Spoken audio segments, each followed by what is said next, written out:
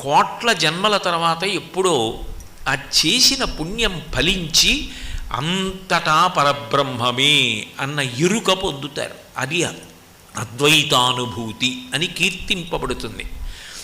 అటువంటి స్థితిని పొందినవారు పోతన గారు. అందుకని ఆయనని పండితుడు అని పిలుస్తారు. ఆయన దుర్గమ్మ అన్న మాటని నిర్వచనం చేశారు. ఎంత అద్భుతంగా చెప్పారంటే ఒక పద్యంలో నిజానికి తెలుగు జాతి రుణపడింది పోతన గారికి. ఎందుకనంటే ఏ బీజాక్షరములు అన్వయం చేసి అమ్మవారిని మనం పూజిస్తామో ఆ ప్రధాన బీజాక్షరాలన్నింటినీ కూడా తెలుగులో పద్యంగా మార్చారు. బీజాక్షరాన్ని ఉచ్చరించవలసి వచ్చిందనుకోండి, దానికి కొంత శౌచం అవసరం అవుతుంది. బీజాక్షరాన్ని పలికేటప్పుడు జాగ్రత్తగా ఎక్కడా ఉచ్చారణ దోషం లేకుండా పలకవలసి ఉంటుంది.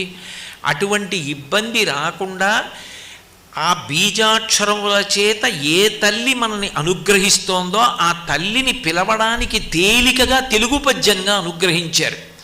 అమ్మలగన్నయమ్మ, ఏ అమ్మలని కన్నా అమ్మ అంటే పరదేవతా స్వరూపాలైనటువంటి లోకంలో ఉన్న సమస్త అమ్మలను గన్న అమ్మ.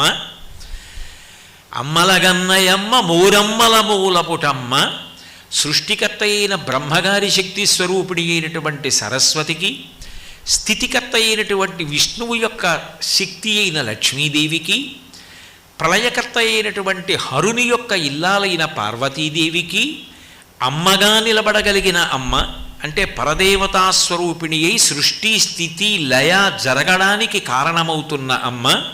ముగురమ్మల మూలపుటమ్మ, చాలా పెద్దమ్మ.